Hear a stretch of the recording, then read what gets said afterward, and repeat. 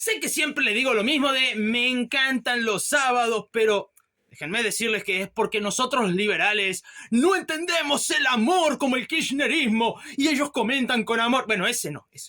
Ese no tiene amor, pero los demás sí, ¿verdad? Bueno, como siempre, hola, soy Rodolfo, espero que tengan un excelente día. Empecemos, y como novedad en el canal, el primer argumento realmente fuerte que me ha tocado responder. ¡Wow! Hasta con novedad y todo. Te pongo un ejemplo para que entiendas lo que pasa. Una fábrica de pinceles con 80 empleados desvincula 70. Ahora, 10 empleados, 5 manejan la mula de los pinceles importados que llegan a los demás administración. 70 despidos. Ok, sí tenés un punto y es válido.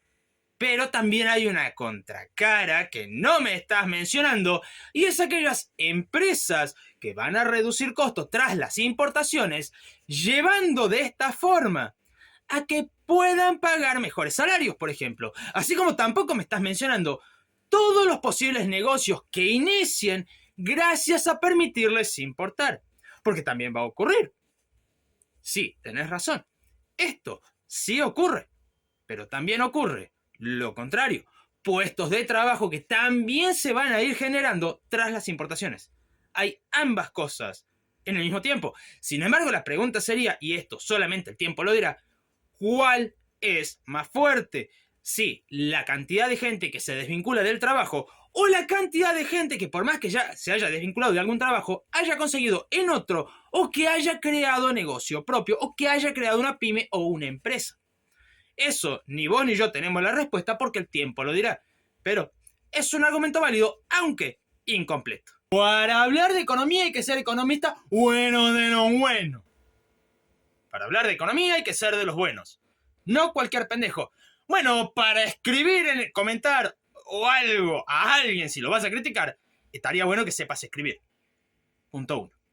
Usando esa lógica, vos no deberías de escribir y yo no debería de hablar de economía. Sin embargo, hay un detalle, y esto te lo voy a preguntar como estudiante. Porque sí, soy estudiante. ¿De qué, che? Licenciatura en economía. ¿Cómo querés que me haga un buen economista si no hablo de economía? Si no muestro lo que sé, si no muestro lo que fui aprendiendo. Al mismo tiempo, ¿cómo puedo no hablar de economía sin ser economista? Si para aprender tengo que preguntar e indagar sobre el tema. No, es una pelotudez lo que estás diciendo. Porque sería tan simple como decirte, nadie puede hablar del arte si no es artista. Es una boludez. ¿Entiendes? O sea, a ver, no es que puedas o no hablar de un tema. Puedes hablar de lo que se te cante el culo. El tema es, ¿tenés argumentos para defender lo que estás diciendo o no los tenés? Porque simplemente sería una falacia y nada más. Entonces, si no tenés argumentos, no es porque no hables de economía porque no sos economista.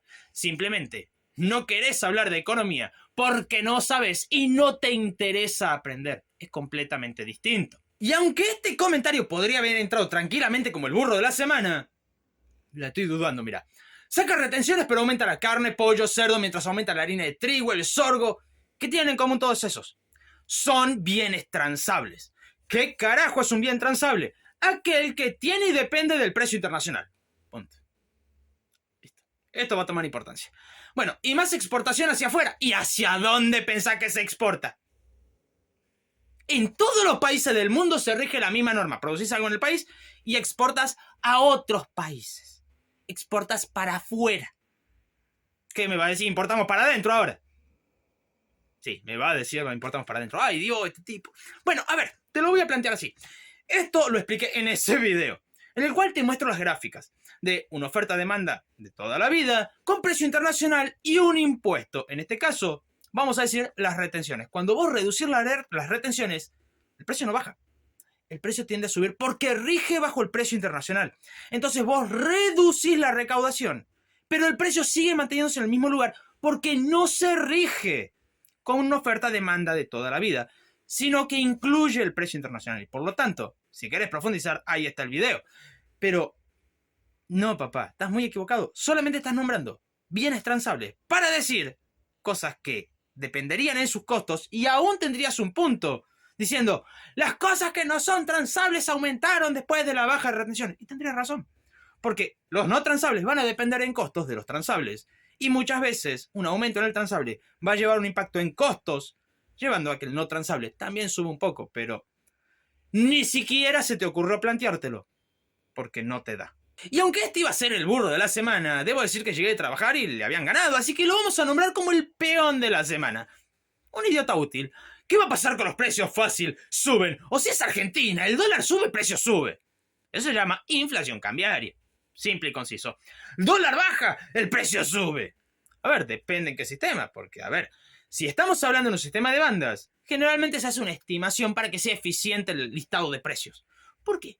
Porque si tenés que cambiar el precio cada vez que el dólar se mueve, tenés que cambiar el precio varias veces en un día, porque el precio del dólar fluctúa de acuerdo a la oferta y la demanda. Así que no es eficiente venir y decir, bueno, todos los días cambia el precio. No te es rentable, porque eso también es plata. Así que se hace una estimación y a no ser que el dólar empiece a trepar por encima de esa estimación, al precio no lo tocas. Bueno, hay retención, el precio sube. No estamos hablando de retención, estamos hablando de una quita de retención, una reducción de la retención, lo que quiere decir que lo mismo que los anteriores. Bien transable. Fíjate, el mismo video en el que comentaste, porque encima en ese video tenés la parte teórica de por qué pasa. Explicado como lo explico siempre, con lenguaje lo más simple posible, porque no me gusta usar tecnicismos. No me gusta, y aún así, no te entró en la cabeza. Bueno, no hay precio, igual sube. Así que esto me imagino que será por el gobierno de Alberto Fernández, porque en ese momento no había precio. ¿Y qué pasa cuando no hay precio? Puedes poner el que sea, porque la inflación hace que la gente no quiera tener la moneda encima y va a comprar lo que sea, no importa lo que valga. Y por lo tanto, puedes subir el precio. Total, van a comprar de todas formas. Y llegando a nuestro queridísimo burro de la semana, estamos todos de acuerdo que era sabido que iba a salir del what if. Estamos todos de acuerdo, porque un what if de un tercer mandato presidencial de Cristina Fernández de Kirchner iba a salir de ahí. Ok, para el que no entienda el contexto, simple y rápido. En el año 2011 se buscó una reforma constitucional en la cual permitiera más elecciones presidenciales, lo cual no se aprobó y por lo tanto para el what if dijimos, bueno, ¿qué hubiera pasado si esto sí se aprobaba y Cristina tenía un tercer mandato? Lo cual analizamos desde el lado económico un posible tercer mandato de Cristina Fernández de Kirchner. Por eso salió nuestro queridísimo burro de la semana. El oro se lo llevó Milei. Tenemos que entregar la Patagonia al anglosionismo por la deuda del señor Macri. A ver, hermano, primero, ¿el oro se lo llevó Milei? ¿A dónde? ¿Por qué? Bueno, los países serios invierten su capital. ¿Para qué? Para que dé ganancia. Cosa que se hizo con ese oro. Sin embargo, esto igual ya lo vamos a ver porque se está buscando que ese oro sea entregado por la deuda con YPF. Y eso no me vas a decir que es Milei. No, eso fue tú, hermano. ¿Sí? Por una mala expropiación. Por violar el contrato de Repsol YPF. Bueno. Aparte, lo de Macri, ¿qué tiene que ver Macri en todo esto? Si técnicamente, si querés hablar del plan Andiña, esto viene de la década del 70 o incluso antes, a no ser de que Macri haya sido presidente en la década del 70, no me lo explico. Ah, no, ahí estaba Perón, después fallece, y posterior a esto se firman decretos como el de aniquilamiento, dándole tanto poder a los militares que llevó inevitablemente a carnicerías, entre todo mi amado Tucumán, y a un golpe militar. Pero no, el peronismo no se va a hacer cargo jamás de los decretos como el de aniquilamiento porque sería reconocer que dio paso a una de las mayores y más asquerosas dictaduras de nuestro país. No lo van a reconocer. Bueno, Macri destruyó el país con la deuda. Desde ahí, la Argentina no levantó nunca más. Así, che. Bueno, si querés veamos la parte de deuda y por qué se toma. Sí, porque tenés que cubrir gastos que estás haciendo, o sea, por el déficit. Podemos ver acá desde el año 2016 al 2024. Y sí, evidentemente Macri tuvo déficit tras déficit tras déficit. ¿Puedes verlo? Intentó reducirlo con un gradualismo que no funcionó. Y ese es el resultado, tener que haber ido al FMI. Lo que quiere decir que, según tu lógica, Cristina y Néstor no tuvieron déficit. Pero si vamos desde 1993, puedes ver déficit, déficit, déficit. Hasta el año 2003. ¿Qué pasó en el año 2003? Asumió Néstor en mayo. ¿Seguro? Anterior a la asunción de Néstor, se devalúa, se acomoda las cuentas públicas, llevando a que por fin la Argentina tuviera superávit, sumado a los commodities internacionales con precio nunca antes visto, que le dio un viento de cola bestial a Néstor. O sea que no podía fracasar. No podía chocar ese barco. Bueno, pero después de asumir, ¿qué pasó? ¡Tuc, tuc, tuc, tuc! ¡Ay, mira! Se acabó el superávit. O sea, empezaron a gastar más de lo que recaudaban. Y bueno, ¿qué pasó después que se acabó el superávit? Déficit, tras déficit, tras déficit.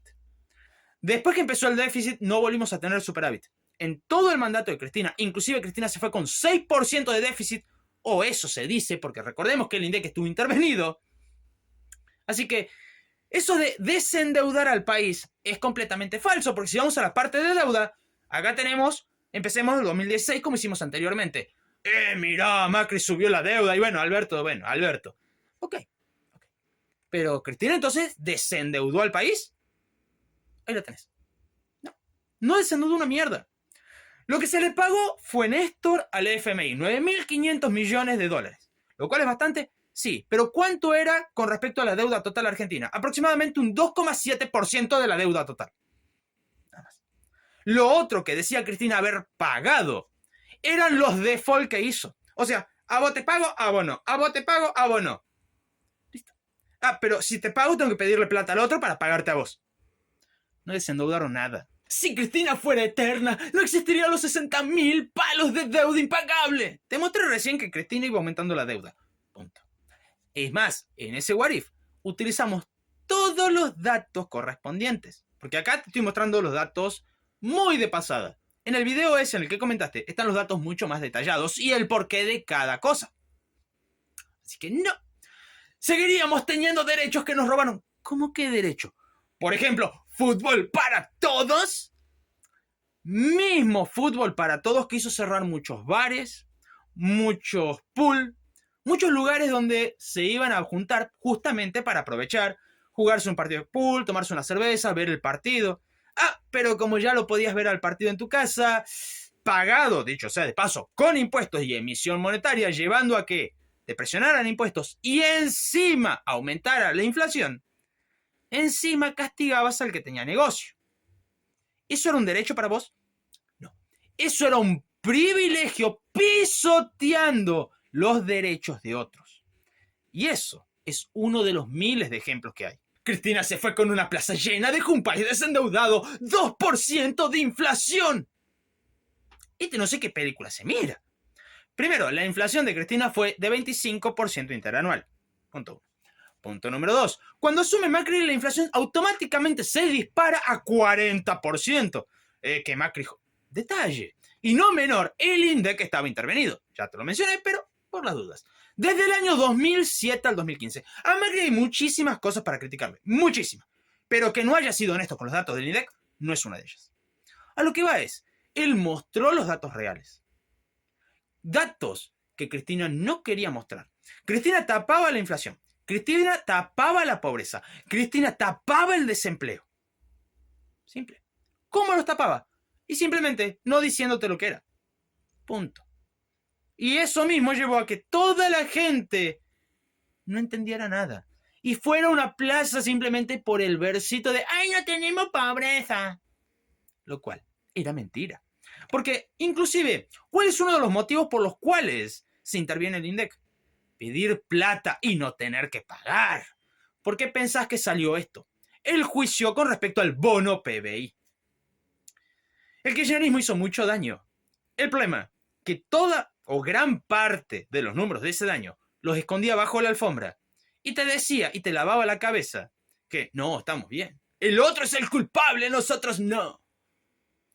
Estudien un poquito así de economía y van a entender muchísimas cosas. Si te gustó, no olvides suscribirte, dejar tu comentario y si quieres ayudar más al canal, puedes ver la descripción para ver cómo hacerlo. Muchísimas gracias a los miembros y hasta la próxima.